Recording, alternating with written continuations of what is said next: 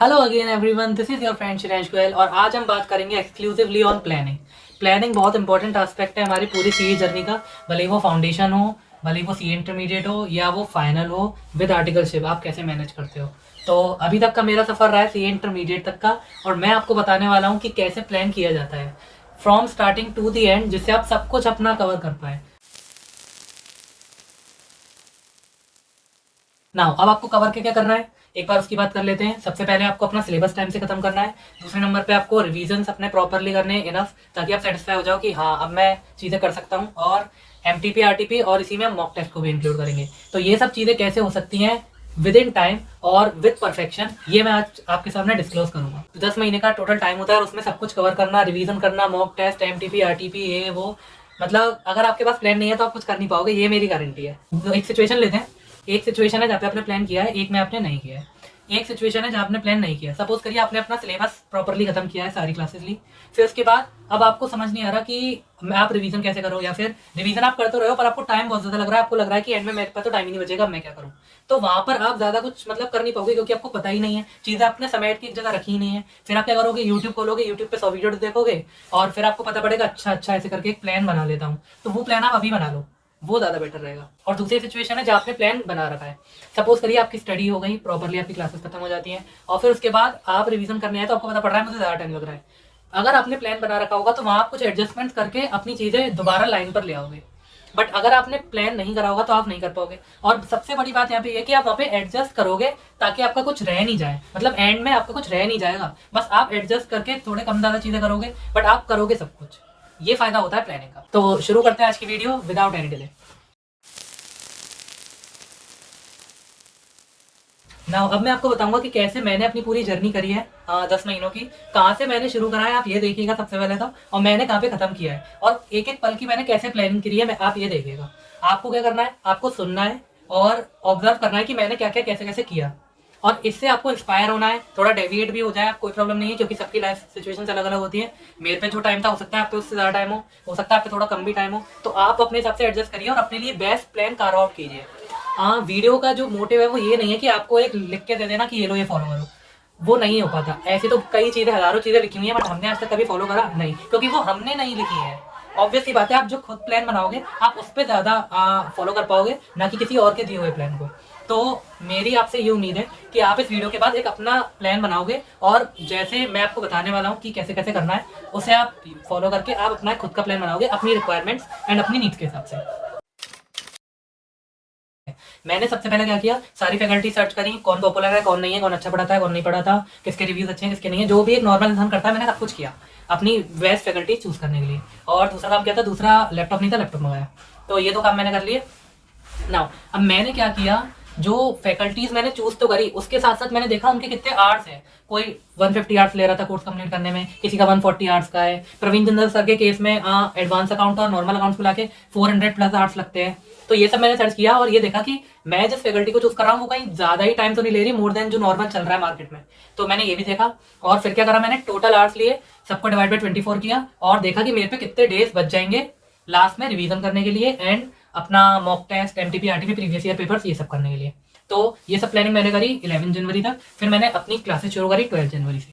Now मैंने अपनी classes जब 12 जनवरी से शुरू करी, मैंने दिन की 4 क्लासेस शुरू करी थी, मतलब मैं रोज 4 क्लासेस देखता था, जो भी मैं सब्जेक्ट चालू करे थे। अब मैं इस कंक्लूजन पे कैसे पहुंचा कि मुझे 4 क्लास दिन की लेनी है, 3 भी तो हो सकती थी। तो वो मैंने ऐसे करा कि टोटल मैंने लेक्चर्स देखे। किसी फैकल्टी के 50 लेक्चर्स हैं, किसी के 60 हैं, किसी के 90 हैं, किसी के और कम है, किसी के और ज़्यादा है। मैंने टोटल लेक्चर्स लिए, ठीक है, और फिर उनको डिवाइड कर दिया, डिवाइड बाय 3 करता हूँ सपोज करिए मैं। तो मेरे पे आ जाएगा कि मुझे कितने दिन लगेंगे उन लेक्चर्स को खत्म करने के लिए, अगर मैं दिन में 3 लेक्चर देखता हूँ तो। और फिर उसके बाद मैं उसे माइनस कर रहा था अपने टोटल डेज जो मेरी पूरी इंटरमीडिएट की जर्नी पे है, अप्रोक्सीमेटली 300 कुछ डेज थे। जब मैं उनसे माइनस कर रहा था तो बहुत कम डेज बच रहे थे रिवीजन और एमटीपी आरटीपी के लिए, तो वो फीजिबल नहीं लगा मुझे। फिर मैंने डिवाइड बाय 4 करके करा, जब मैं दिन में 4 क्लास दिन की देखूंगा, फिर जो डेज आ रहे थे वो मुझे फीजिबल लगे कि हाँ मेरे पे अप्रोप्रिएट टाइम बच रहा है जिसमें मैं रिवीजन कर पाऊंगा एंड एमटीपी आरटीपी ये सब सॉल्व कर पाऊंगा। ठीक है, तो ऐसे करके मैंने डिसाइड किया कि दिन की 4 क्लास मुझे लेनी पड़ेंगी ना। अब वो शेड्यूल कैसे चलता था 4 क्लास दिन का, सुबह 7 बजे उठता था मैं, फ्रेश फ्रेश होता था और ब्रेकफास्ट किया नहीं किया वो मतलब अपना अपना होता है, और 8 बजे से बैठ जाता था। 8 बजे से राउंड द क्लॉक मुझे बजते थे, 7 बज जाते थे, 6 बज जाते थे। 7 एक आइडियल टाइम था मेरे लिए। जिस दिन 6 बज जाते थे मैं लगता था कि हाँ, आज मैंने बहुत एफिशिएंटली काम किया है। 8 बज जाते थे तो पता पड़ जाता था कि कुछ लेज़ी देना चाहिए या फिर मैंने टाइम वेस्ट किया है कुछ। तो कभी-कभार घर का छोटा-मोटा काम आ गया तो 8-9 भी बजे मुझे। और फिर उसके बाद एक फ़ायदा ये होता है पेन ड्राइव क्लासेस का कि जो को होमवर्क होता है ना, वो बहुत कम मिलता है। मतलब बहुत ज़्यादा होमवर्क नहीं मिल जाता कि ये हो ही नहीं रहा है, अब क्या करें? तो ये एक फ़ायदा था। अगर होमवर्क ज़्यादा होता तो पता नहीं क्या होता। और वो होमवर्क 3-4 घंटे का होता था, 12-1 बज जाते थे मुझे, मोस्टली 1 ही बजता था रात को। फिर मैं सो जाता था, थक जाता था और फिर दोबारा वही सेम। तो ये पूरी साइकिल मैंने रिपीट की है 4-5 महीने के लिए। एंड मिड जून से नो मिड मई से या फिर स्टार्ट ऑफ जून से मेरी क्लासेस खत्म होना शुरू हो गई थी। लाइक अब दिन की 3 रह गई हैं, फिर दिन की 2 रह गई हैं, फिर 1 रह गई है। ऐसे ऐसे करके कहानी हुई पूरी सिलेबस की खत्म मेरी। नाउ अब सिलेबस के बाद का है जो भी मेन हमें लड़ना है अपना, वो ये है कि अभी तक तो देखिए 2 पार्ट थे पूरे प्लान के। फर्स्ट पार्ट था क्लासेस खत्म करनी है टाइम से, दूसरा अपना ये एमटीपी आरटीपी रिवीजन। जो क्लासेस वाला है वो डेफिनेट है, उसमें मैं कुछ नहीं कर सकता भाई। जितने देर में वो सामने वाला पढ़ाएगा उतनी देर में मुझे पढ़ना है। और मैं ज़्यादा से ज़्यादा क्या कर सकता हूँ, 4 क्लास दिन की देख सकता हूँ 3 के अलावा, जिससे मैं जल्दी सिलेबस खत्म कर पाऊँ। यहाँ तक का मेरा रोल था। अब इसके बाद मेरा ही मेरा रोल है। अब ये मुझसे कोई नहीं छीन सकता। ये वही टाइम है जो हमसे खुदा भी नहीं छीन सकता। तो यहाँ पे हमें करके दिखाना है सब कुछ। तो ये मैं आपको बताता हूँ मेन कैसे हो जाएगा।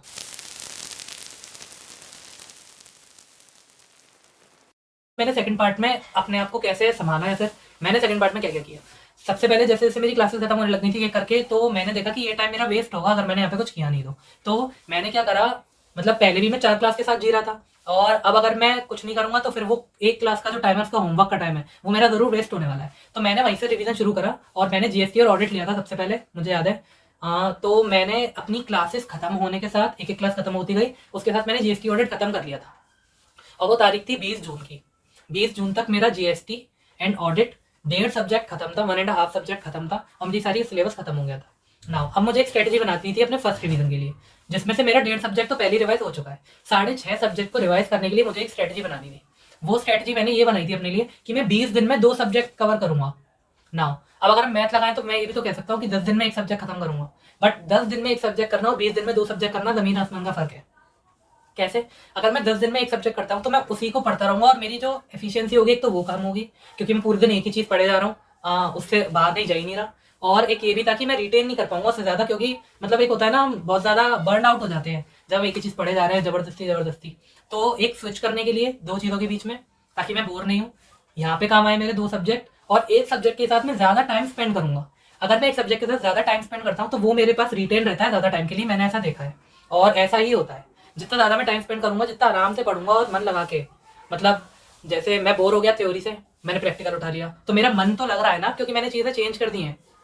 तो वहाँ पे मन लगने की वजह से रिटेन ज़्यादा होता था और मैं एक सब्जेक्ट के साथ 20 दिन भी बिता पा रहा था। तो ये मैंने लिया प्रैक्टिकल थ्योरी करके मैंने, मतलब 20 दिन 2 सब्जेक्ट को दिए। ऐसे करके मेरा 65 डेज में 6.5 सब्जेक्ट कंप्लीट हो गए थे। 1.5 मैं पहले ही कर चुका था, तो मेरा फर्स्ट रिवीजन हो गया था 30 अगस्त तक। अब मुझे प्लान करना था अपना सेकंड रिवीजन। अब मैंने यहाँ पे एक ऐसी ट्रिक अपनाई जो मैंने खुद बनाई है, मैंने कहीं नहीं देखा है और मुझे नहीं पता लोग करते हैं कि नहीं करते होंगे, तो अच्छी बात है। और नहीं करते तो अब आप सुनिए क्या क्या था वो। सेकंड रिवीजन पे मेरे पे 2 ऑप्शन है। या तो मैं एक क्रिएटिव तरीका कुछ ढूंढूं जिससे मैं मतलब उसी सेम चीज़ को दोबारा भी पढूं और मेरा मन भी लगे, मुझे रिटेन ज़्यादा हो। या फिर मैं वही दोबारा रीड करना शुरू कर दूं और उससे ज़्यादा फायदा मतलब मुझे तो दिखाने की होगा। तो मैंने क्या करा, अपने सेकंड रिवीजन को एज अ टेस्ट दिया। ये कैसे हुआ, मैंने एक जीएम टेस्ट सीरीज से मैंने टेस्ट सीरीज ली, जिसमें एक फुल सिलेबस टेस्ट होता था पर सब्जेक्ट और 5 उसी सब्जेक्ट की, मतलब एक सब्जेक्ट का एक फुल सिलेबस टेस्ट और 5 सब्जेक्ट वाइज टेस्ट थे उसमें। सब्जेक्ट वाइज कैसे, हर टेस्ट में 2-3 चैप्टर होते थे और एक फुल सिलेबस टेस्ट, ऐसे करके मुझे 6 टेस्ट मिले थे पर सब्जेक्ट। और मैंने क्या करा, मैंने ये सोचा कि मैं अब रिवाइज नहीं करने वाला, मैं अब टेस्ट के लिए पढ़ूंगा।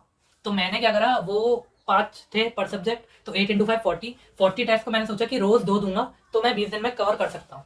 रोज 2 कैसे दूंगा, टेस्ट होता था 1.5 आवर का या 2 आवर का हो जाता था, वो बहुत लेंथी बनाते थे, 1.5 आवर में वो हो ही नहीं सकता था। तो 2 आवर लग जाते थे उसे करने में या 2.5 भी लग जाता था। बट उसके लिए मैं पढ़ता था, पहले पढ़ा, फिर उसके बाद 2 टेस्ट दिए, पढ़ा 2 टेस्ट दिए, पढ़ा 2 टेस्ट दिए, ऐसे करके मैंने कहानी बनाई थी अपनी 20 दिन की सेकंड रिवीजन की। ये बहुत ज़्यादा अच्छे से मैं फॉलो नहीं कर पाया, थोड़ा एक्सटेंड हो गया, 30 दिन हो गए, बट वहाँ मुझे कोई प्रॉब्लम नहीं हुई, क्योंकि सेकंड रिवीजन के बाद मुझे जंप करना था एमटीपी आरटीपी मॉक टेस्ट पे। और 30 दिन बहुत इनफ होते हैं, मतलब मैं आपको बताऊंगा, आप शौक हो जाओगे कि कैसे किए जाते हैं एमटीपी आरटीपी, उस पर बाद में आते हैं। तो मैंने 30 दिन रखे थे एमटीपी आरटीपी के लिए। एक्चुअली 40 रखे थे पर वो 130 गए मुझे, जिसमें कोई प्रॉब्लम नहीं, क्योंकि मैंने चीज़ें प्लान कर रखी थी। प्लान नहीं करी होती तो मैं पागल हो जाता कि यार अब मैं क्या करूँ, मेरा तो टाइम वेस्ट हो गया, ये हो गया, वो हो गया। इसलिए कहते हैं प्लान करो। तो वापस आते हैं अपनी कहानी पे। मैंने पर डे वाला टेस्ट देने शुरू करे चैप्टर वाइज, जिससे मैंने अपना सेकंड रिवीजन करा। नाउ ये बेस्ट तरीका है मेरे हिसाब से अपनी चीज़ें रिवाइज करने का, क्योंकि देखिए जब मैं किसी चीज़ को इस इंटेंशन से पढ़ रहा होता हूँ कि मुझे उसमें आगे स्कोर करना है पढ़ के उसे, तो मैं ज़्यादा चीज़ें रिटेन करूँगा और ज़्यादा मतलब मेरा दिमाग लगेगा उसमें कि यार मुझे आगे टेस्ट दे रहा है, स्कोर करना है तो पढ़ना है, बजाय इसकी कि मैं बस रीड करने जा रहा हूँ मुझे तो कोई फायदा नहीं बनता उसका। तो इस वजह से मेरा सजेशन ये है कि आप अपना सेकंड रिवीजन तो कम से कम, ये थर्ड रिवीजन अगर आप 3 रिवीजन के लिए जा रहे हो तो ऐसे करके प्लान करो, ये बेस्ट तरीका है। तो सेकंड रिवीजन मेरा ऐसे खत्म हुआ थ्रू टेस्ट। ना जो फुल सिलेबस वाले टेस्ट थे उनका मैंने क्या करा, जो मेरे वो मैंने बाद में लगाए थे एमटीपी आरटीपी के साथ, वो बता दूँ। तो अब मेरे पे 30 दिन रह गए, एमटीपी आरटीपी प्रीवियस ईयर और फुल सिलेबस टेस्ट मुझे इन 30 दिन में दे रहे हैं। ये मैंने कैसे किया। अब आप, अगर मैं आपसे डायरेक्ट, अभी मैं सपोज करिए आपने वीडियो नहीं देखी होती और मैं आपसे डायरेक्ट पहले ही कह देता कि मैंने मोर देन 100 एमटीपी आरटीपी और प्रीवियस ईयर लगाए थे, तो आप शॉक हो जाते कि यार ऐसा कैसे कोई कर सकता है, जब टाइम ही नहीं है, 10 महीने का टाइम है, सिलेबस खत्म होने पता है, लोगों का ये 100 से ज़्यादा एमटीपी आरटीपी ला के बैठा है। और आपने सुना भी होगा एआईआर टॉपर्स वगैरह सबके मुंह से ये चीज़, वो लोग करते कैसे हैं, प्लानिंग से होता है सब कुछ। अगर आप प्लान करोगे, आप ऐसा कुछ नहीं है आप कवर नहीं कर पाओ। मेरी ज़िंदगी में अभी तक ऐसा कुछ नहीं हुआ है स्टडीज से रिलेटेड खासकर कि मैंने कुछ मतलब ठाना हो कि मुझे ये करना है और मैं नहीं कर पाया हूँ। क्यों? क्योंकि मैं हर चीज़ को प्लान करता हूँ। स्पेशली स्टडीज़ तो मैंने अपनी हमेशा प्लान करके करी है, ताकि ऐसा ना हो कि मुझे एग्जाम देने जाना है और मेरी चीज़ें रह गई हैं करने के लिए। अगर ऐसा होगा तो कॉन्फिडेंस सबसे पहले गया, जो सबसे ज़्यादा काम करता है एग्जाम में, और फिर रिजल्ट ज़्यादा अच्छा नहीं ही आना है। तो मेरा ये मानना है और मुझे लगता है आपको भी ऐसा ही करना चाहिए, प्लान हमेशा करो। तो अपनी कहानी पे वापस आते हैं। लास्ट के 30 दिन मैंने कैसे करा। अब मैंने क्या हिसाब लगाया कि मेरे पे 30 दिन है, अगर मैं दिन में 4 या 5 एमटीपी आरटीपी कर लेता हूँ तो 100 से ऊपर ये पारा चला जाएगा। ठीक है, 100 से ऊपर जाएगा ये मीटर हमेशा 100%। तो मैंने क्या करा कि सारी एमटीपी आरटीपी जो मुझे कवर करनी थी, एमटीपी पिछले 3-4 अटेम्प्ट के लिए, आरटीपी पिछले 2-3 अटेम्प्ट के लिए, प्रीवियस ईयर 3-4 अटेम्प्ट के लिए, ठीक है, उनको अपना डाउनलोड करा, सारे आंसर डाउनलोड करे और मैं दिन की 4 एमटीपी लगाने लग गया। ठीक है, अब मैंने थोड़ा थोड़ा अगर मैंने पुश करा और मैंने देखा कि मैं 25-26 दिन में मोर देन 100 आराम से कर सकता हूँ। ठीक है, दिन की 4, ऐसा मैं कैसे कर सकता हूँ, क्योंकि प्रैक्टिकल थ्योरी दोनों से हैं, मतलब अपने जो इंटर का सिलेबस है उसमें प्रैक्टिकल एंड थ्योरी थोड़ा बैलेंस है, इक्वली वो रखते हैं वेटेज। तो प्रैक्टिकल में आपको हो सकता है कि 3 की जगह 3.5 घंटे लग रहे हो एमटीपी करने में, बट थ्योरी में आपका वही टाइम कम हो जाता है, 2 घंटे लग रहे हैं, कभी 1.5 घंटा लग रहा है, क्योंकि टॉपिक क्या रिपीट होने लग जाते हैं और जो आपके जो न्यूमेरिकल्स होते हैं वो भी कभी कभार रिपीट होने लग जाते हैं। तो इस वजह से आपका वहाँ पे टाइम बचता है। शुरू के थोड़ा आपको खींच के करने पड़ते हैं एमटीपी आरटीपी, क्योंकि चीज़ सब कुछ नए होते हैं क्वेश्चंस, और बाद में वो रिपीट होने लगते हैं, टॉपिक्स रिपीट होने लगते हैं, तो आपको कम टाइम लगता है। तो ऐसे करके मैंने मतलब बहुत सारे कर लिए थे, 100 से प्लस तो वो बहुत आराम से गए होंगे, हो सकता है 150 भी टच कर गए। तो मैंने 25-26 दिन में वो करे, मैंने 5 दिन यहाँ भी बचा लिए अपने पेपर खत्म होने से पहले। ठीक है, उन 5 दिन में भी मैंने फर्स्ट पेपर के लिए नहीं पढ़ा था, वो मैं आपको बताऊंगा कैसे और क्यों। ठीक है, तो अब एक चीज़ मेरी बच गई, एमटीपी आरटीपी प्रीवियस ईयर खत्म हो गए, वो जो फुल सिलेबस टेस्ट थे वो मैंने कैसे दिए। ठीक है, जब एनटीपी आरटीपी का टाइम चल रहा था तो सपोज करिए मुझे 26 अक्टूबर को अपना सब कुछ खत्म करना था। ठीक है, सपोज करिए मैंने 26 दिन लिए, तो उन 26 दिन के लास्ट के जो 8 दिन थे वहां मैंने क्या करा कि रोज एक फुल सिलेबस टेस्ट देता था। नाउ अब वो मैं पढ़ के नहीं देता था कि मुझे एक दिन पहले पढ़ रहा हूँ कि फुल सिलेबस टेस्ट है, कुछ नहीं। जब मैं रोज एमटीपी आरटीपी वगैरह सोल्व कर रहा हूँ तो मुझे जरूरत नहीं है कि मैं दोबारा पढ़ूंगा और फिर टेस्ट देने जाऊंगा, वो एक टाइप का मैं टेस्ट ही दे रहा हूँ एमटीपी आरटीपी सोल्व करके। तो मैं जाता था अपने आराम से टेस्ट लिखता था, अपने दोस्त के घर पे जाता था टेस्ट लिखने, ताकि थोड़ा एनवायरनमेंट मिल जाए, वहाँ पे जाके टेस्ट लिखता था और आ जाता था, और फिर वो सबमिट करता था, उन्हें सामने से चेक करके मिलता है जीएम टेस्ट सीरीज में। तो वो चेकिंग वाला सिस्टम काम कर गया और मैंने अपने फुल सिलेबस टेस्ट ऐसे दिए थे। थोड़ा बहुत चाहता था तो थोड़ा बहुत रीड कर लेता था टेस्ट से पहले, बाकी ये नहीं कि पढ़ने बैठ गया। ठीक है, लास्ट के 5 दिन मैंने क्या करा, लास्ट के 5 दिन में से 2 दिन मैंने सिर्फ अकाउंट्स के लिए पढ़ा था, जो हमारा फर्स्ट पेपर होता है, क्योंकि बहुत सारे एमटीपी आरटीपी बहुत हजारों अपने क्वेश्चन सॉल्व कर लिए, तो मतलब एक तो मन सा ही नहीं करता कि दोबारा चीज़ों को रिपीट करना, और एक मतलब वो लगता नहीं है कि कुछ बहुत ज़्यादा वर्थ इट है 5 दिन देना अकाउंट्स के पेपर। तो मैंने उन 5 दिन में से 3 दिन क्या किया। अब मानो ना मानो, आपको हमेशा पता होता है कि आप किन सब्जेक्ट में वीक हो, ये हमेशा होता है, भले ही मतलब आपको अंदर से पता होता है कि मैं कहाँ पे वीक जा रहा हूँ, कहाँ पे मैं नहीं कर पाऊंगा। और मुझे पता था कि मैं ऑडिट में एंड मैं EIS SM में वीक हूँ बहुत, अगर इनमें से कुछ टॉपिक तो ऐसे हैं कि जहाँ अगर वो आ गए तो मैं 2-3 लाइन भी नहीं लिख पाऊंगा। तो मैंने क्या करा, उन 3 दिन में उन सारे टॉपिक्स को, उन सारे चैप्टर्स को निकाला जहाँ मुझे बिल्कुल कॉन्फिडेंस नहीं था मुझे इसमें कुछ आता भी है, और उन 3 दिन में मैंने वो लग कर पढ़ा बिल्कुल आराम से, ताकि मुझे इन दोनों सब्जेक्ट में थोड़ा कॉन्फिडेंस आ जाए। वहाँ वो 3 दिन मैंने इन्वेस्ट करा, और मेरी बात मानिए सबसे ज़्यादा बेस्ट इन्वेस्टमेंट था वो मेरा, क्योंकि वहाँ मुझे चीज़ें काफ़ी ज़्यादा मतलब सपोर्ट मिला कि ठीक है मुझे बहुत कुछ आता है, और उससे पहले मुझे मतलब कॉन्फिडेंस बहुत ज़्यादा आ नहीं रहा था। तो वहाँ मेरा ये फ़ायदा हुआ। तो मैंने अपनी पूरी ऐसे ज़िंदगी जी है सीए इंटरमीडिएट की।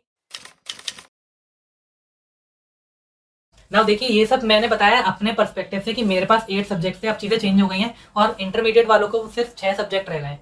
तो ये आपके लिए एक बेनिफिट है जो आपको यूज़ करना है बेस्ट अपने लिए। मतलब आपके पास अब टाइम ज़्यादा और चीज़ें कम है, तो आप अब रिवीजन एक अपने बढ़ा सकते हो या फिर एमटीपी आरटीपी ज़्यादा कवर कर सकते हो। आप बहुत कुछ कर सकते हो। मतलब आपको मेहनत वो 8 सब्जेक्ट वाली ही करनी है। मेहनत करिए। मतलब मैं टीवी मोबाइल इन सब में मेरा ध्यान ही नहीं जाता था, क्योंकि जब आप मेहनत करते हो ना अपने लिए, तो आपको फिर फ़र्क नहीं पड़ता, क्योंकि आप अपने लिए कर रहे हो। और मेहनत करने में मुझे तो बहुत मज़ा आता है और मज़ा आना चाहिए। तभी मज़ा आए। मतलब ज़िंदगी का मेहनत नहीं कर रहे, बैठे हुए हो आप, कुछ कर नहीं रहे, बातें कर रहे हो, कोई सेंस नहीं बनता है सब चीज़ों का। जब वर्ल्ड में इतना सब कुछ चल रहा है, जब आपको ये पता होता है, तो आपके अंदर से मोटिवेशन आना चाहिए। आपको वीडियोज़ की ज़रूरत नहीं होनी चाहिए कि कोई मुझे वीडियो देखनी पड़ रही है मोटिवेट होने के लिए। अपने पेरेंट्स को देखिए कितनी मेहनत करते हैं वो, सबसे बड़ा मोटिवेशन वही होना चाहिए आपके लिए। एंड खत्म करते हैं वीडियो को। वीडियो में बस इतना ही था। मेन इस वीडियो का मकसद ये था आपको ये दिखाना कि एआईआर और टॉपर जो होते हैं वो कैसे चीज़ें प्लान करते हैं। एक एक पल की प्लानिंग होती है, तब जाके ये रिजल्ट्स मिलते हैं जो आप देखते हो कि हाँ यार एआईआर 1 आया है, एआईआर 2 आया है। ये सब ऐसे ही नहीं आ जाता, एक एक पल की प्लानिंग लगती है और तब जाके चीज़ें एग्जीक्यूट हो पाती हैं। मतलब ये वीडियो मैंने इसलिए बनाया क्योंकि मैंने देखा था अपने आसपास प्लानिंग करने में लोग मतलब थोड़ा पीछे जा रहे थे, मतलब लैग कर रहे थे। तो मुझे लगा कि हो सकता है बहुत सारे लोगों को प्रॉब्लम आती हो और ये किसी को पता ही नहीं हो कि ऐसे एक एक पल की प्लानिंग की जाती है। क्योंकि जब मैं उस फेज में था, मैं जब यूट्यूब सर्च करता था कि कैसे पढ़ना चाहिए, तो लोग बता देते थे कि आपको ये कवर करना है, आपको वो कवर करना है, या मैंने ये कवर किया था, मैंने वो कवर किया था, बट कोई ये नहीं बताता कि उसका एग्जीक्यूशन कैसे होगा। असली बात आती है एग्जीक्यूशन की, उसमें जो प्लानिंग लगती है ना, वो मैंने आज आपके सामने रखी है। तो होपफुली आपको ये कंटेंट जो भी मैं बना रहा हूँ फ्रूटफुल लगता होगा। चैनल का पर्पस यही है कि आपको वो सारे इंसाइट्स और वो सारे प्रोसेसेस और वो सारे तरीके प्रोवाइड करना जो आपको कोई नहीं देता। बस आपको बताते हैं कि ये कवर करना है। तो मतलब किसी को कोई हेट और किसी को कोई वो नहीं है, सब बढ़िया कर रहे हैं। मेरा पर्पस ये है कि मैं आपको बेस्ट से बेस्ट चीज़ें मेथड्स बता पाऊँ, जिससे आप अपनी लाइफ में, आप अपने एग्जाम्स में एक्सेल कर पाओ बहुत अच्छे से। सो लाइक करिए, सब्सक्राइब करिए, शेयर करिए वीडियो को अगर आपको लगता है कि और लोगों के काम आएगा। देखो, हम क्या करते हैं कि जब हमारे पास कोई मतलब टूल आ जाता है ना कुछ करने का, तो हम चाहते हैं कि वो हमारे पास ही रहे। तो ये थोड़ी गलत बात है। लोगों के साथ शेयर करो भाई। लोग जब हम किसी के साथ आगे बढ़ते हैं, उसकी फीलिंग जो होती है ना, वो बहुत बहुत ज़्यादा प्यारी होती है। तो वीडियो को एंड करते हैं इसी नोट के साथ कि आप बेस्ट करेंगे अपने लिए, अपनी फैमिली के लिए, और प्लान करिए, लग जाइए। बहुत मज़ा आता है जब रिजल्ट आते हैं, और हमने एक बहुत बड़ा प्लान एग्जीक्यूट करा था, उसकी भी अलग खुशी है। तो मिलते हैं in the next video. Till then, good bye.